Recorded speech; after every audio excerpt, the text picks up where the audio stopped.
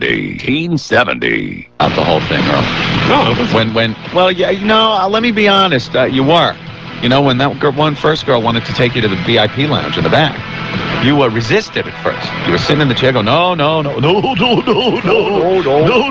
lap dance. No. You're a silly rabbit. I just thought that honor should have went to me. Well, he wasn't there. He wasn't there. It would have, but he was not there. And he wasn't showing up for another hour and a half at that point. So it was just like, hey, give it to Earl. I just thought it was funny. He was like, okay, who's going to be the first guy? And everyone just turned around and pointed their finger straight at me. Oh, yeah. Well, you are the virgin. Oh, stop it. Stop it. You got to give it to Earl. There's no bell being rung there. Ring the bell. That's reality. not Appropriate. I'm just in a dry spell, that's it. 29 years. You got tumbleweeds rolling around in your crotch. That dry spell. Well, yeah, Earl got, I think, a lap dance every 3 minutes for the whole evening. Everybody was just, because you're talking and stuff. Sometimes the lap dance gets in the way. Yeah. I'd rather watch someone else get in the lap dance. Put it this way, Nunzio completely hooked us up with funny money and stuff. Yeah. And that was supposed to be for Rick, but because Rick was late, we used it on Earl. Yeah. So by the time Rick, the Bachelor, showed up, ran out of money. We were running out of funds quickly. And the lap dance is just an odd thing, There's no touching. So you just kind of sit in the chair with your arms on the armrests as this chick is going around you and gyrating in front of you and looking at you like you should be pounding her, But it's like, I will just stay completely still in this chair as you circle me, Yeah. It's like when you used to play a stupid game with, like, your siblings. I'm not touching you. Look, I'm not touching you. I'm not touching you. And, like, you're right next to the person. You put your hand, like, right next to their face. Why? Why are you mad? I'm not even touching you. I'm not touching you. That's how it is. Yeah. They get, like, right next to you. It's the adult version of that game. Yes. My ass is not touching you. My ass is not touching your nose. All right. So then I guess... VIP room was great. Yeah, the VIP. You don't talk about the VIP room, Earl. Ixnay on the VIP room. Just say it was great. Sit down, Danny. How about a lap dance? So we were treated like kings at Goldfingers, and then finally the night came to an end for most of us. Yeah, I guess, boy, pretty much everyone left after a while.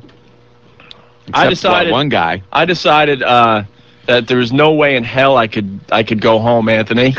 With the smells and the things that were hanging off my clothes, it would be safe to stay away from home. You just end up smelling like dancer. Oh man, right? Like I said earlier, there were substances on my body that I could not recognize, and I felt it was safe to stay away from the homestead because I wasn't functioning right where I could explain some of this stuff. So I decided to crash at Ben's place, and my clothes, by the way, have officially been burned. Oh, really? Yes. Now, did your pants look like, well, did it look like you dropped some sour cream on there? No, not that out bad. of the fajita? No, not that bad. But first of all, I guess Mark, Psycho Mark, who's in the studio, he started getting really pissed at everyone. No. Don't go there. Don't go there. Yeah. Well, you're friggin' loony with those dancers, man. that was part of the best part of the show. You know what? Guys can relate to this. There's always one guy in the crew. There's always one guy in the crew that is convinced that the girl actually likes him. And you'll be going home to bang the dancer. Right. That person in our gang is Psycho Mark. Psycho Mark. Hello. Who at one point I think had too many dollars in both hands. Did I see a shoe off with more dollars between your toes?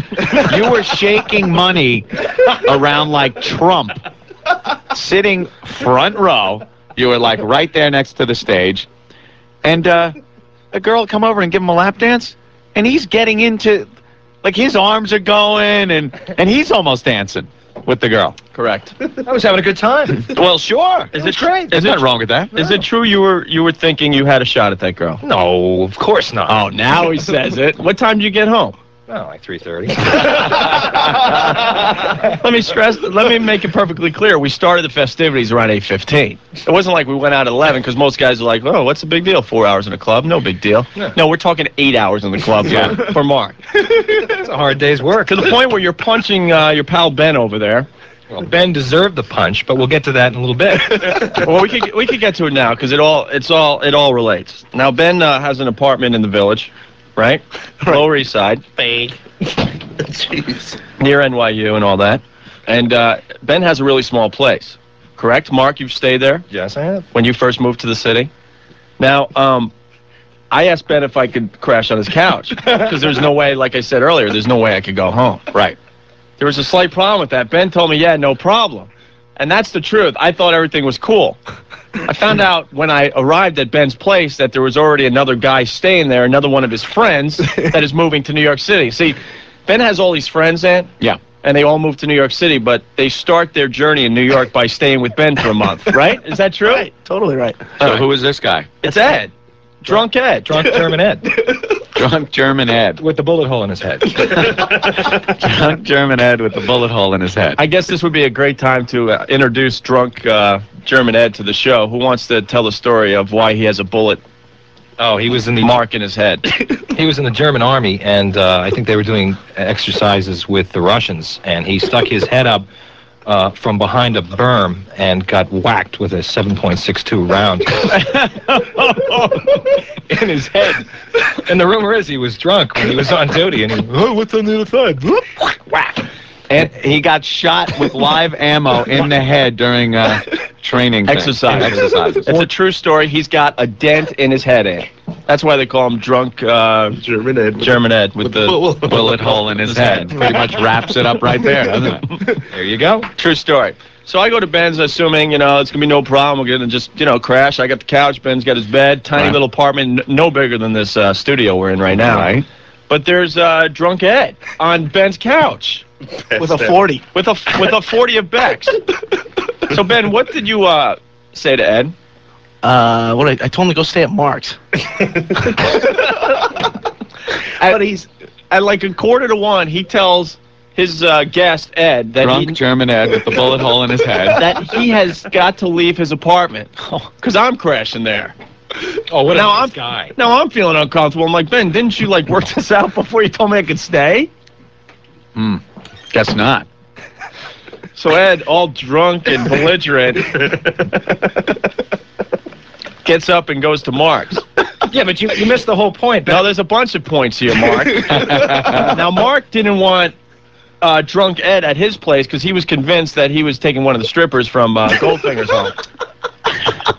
That is the truth. No, it's not. You're absolutely wrong. That's not the reason why I wanted You Ed know your in little my honey's listening, but that is the truth. You thought you were getting lucky. life. Maybe I did. You guys don't even know about it. All right, so now Ben just flat out kicks his friend out on the street at 12:30 at night, and all I remember is Drunk Ed going, "You don't kick a black man out on the street at 12:30 at night." Oh. Well, you forgot to mention it. Ed is also black. Yeah, A black Yeah. German. he's a black German with a bullet hole in his head. So now where does this story go? Well, then he went to Mark's building. Well, wait a minute. Before he even gets to the building, you were at the club, right? You're like, oh, Opie's going to stay with me. He's going to stay over at the place tonight. So Ed's going to stay with you. And I'm like, Ed is not staying at my apartment. There is no way that Ed is staying with me. I already told you that Ed cannot stay at my apartment. Now logically it would have been okay if I would have just stayed at your place. But see, you live with a gay guy, and I had a problem with that. So I said I'll go stay with Ben. Yes, and I'm just saying.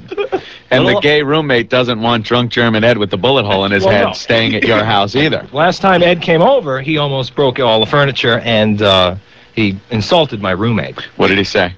He said something to the fact where he says, I hate the Jews, and my roommate is Jewish. Isn't that amazing? Even black Germans hate the Jews.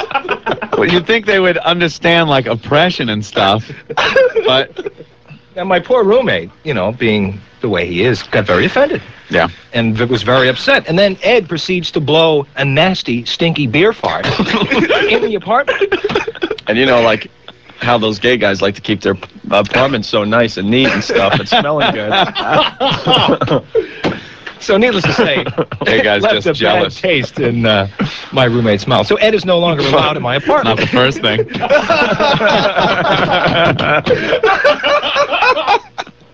So drunk Ed goes to Mark's. Problem is, Mark's not home because, let's go back to the story, he's still trying to pick up the stripper at Goldfinger's. I was hanging out with Nunzio. Nunzio is very cool. Nunzio was the man. So, drunk Ed stayed in your lobby for how long? Like 3 hours. Not kidding. 3 hours in the lobby of your building. And he's Waiting for Mark to get home. Right. So he could stay with So him. he could sleep. Right. So meanwhile, he's sitting in the lobby of my building, bothering the poor doorman, just like making erratic conversation with the poor guy, and trying to explain his plight as a black German stuck out in the city With a bullet no hole in place. his head. Right. So I walk in. This is like man. 3:30, and all of a sudden I'm tired. I'm ready to go up to bed. Right. I look. Hey, Mark, it's Ed. How are you? I'm like, what the hell are you doing here? Opie's staying over at Ben's house, and they threw me out in the street. And I'm like, you gotta be kidding me. He did throw him out on the street. Oh, I'm serious. Ben, man. Ben flat out said, Ben flat out said, drunk Ed, you have to leave. So Ed comes over to my place to stay. I don't have a place. And I told Ed, I said, Ed, you can't stay here. You cannot stay here. So I ended up loaning him like another $150, $200 to go get a hotel room. At 3 Oh, my o'clock in the God. morning? 3:30? Well, if my roommate woke up and saw a black guy sleeping on the couch, the place with a bullet hole in his head, it would not be a pretty sight. The gay guy, let me get this straight. The gay guy doesn't like the black German guy With the bullet with hole the in his bullet head. hole in his head. And likewise, the black German guy doesn't like the Jews, which the gay guy takes offense to. Is he Jewish? Yes. Oh, okay. He's Well, very- now it makes perfect sense. He's very Jewish. And Ed's claiming that when Ben kicked him out of his apartment that we were mocking him and laughing at him. Yeah, well, he told me, he goes, Opie and Ben were laughing at me when they threw me out of the apartment. I had no place to go. Oh, he threw me out of the street. Mark, you got to have me play them, stay in a place. And he's still drunk out of his mind, slurring his words. So anyhow, I get him to leave. And the doorman is like, who the hell was that guy? He spent the last 3 hours trying to, converse with me about his bullet hole in his head and people throwing him out in the street. But Ben, that was probably the coldest thing I've ever heard in a long time. That was pretty cold to put your own friend out in the street. I mean, you could have let him stay, in a corner, for Christ's sake. I know, you're right. Now, looking back on it, you were right. Oh, see, this morning you're like, it's so funny. He was staying in your apartment. He's staying in. That's how it went down. Not nice. And you're laughing too, Opie. Yeah, you were laughing. I think Ope's part of the problem, too. Yeah. Like, you didn't say anything like, did you say anything to Ben like, oh, Ben, you can't do that, man. Look, I'll make other arrangements. Hey, look, man, I was tired. Screw the guy with the bullet hole in his head. I'm tired. I was tired. The Opie and Anthony Show.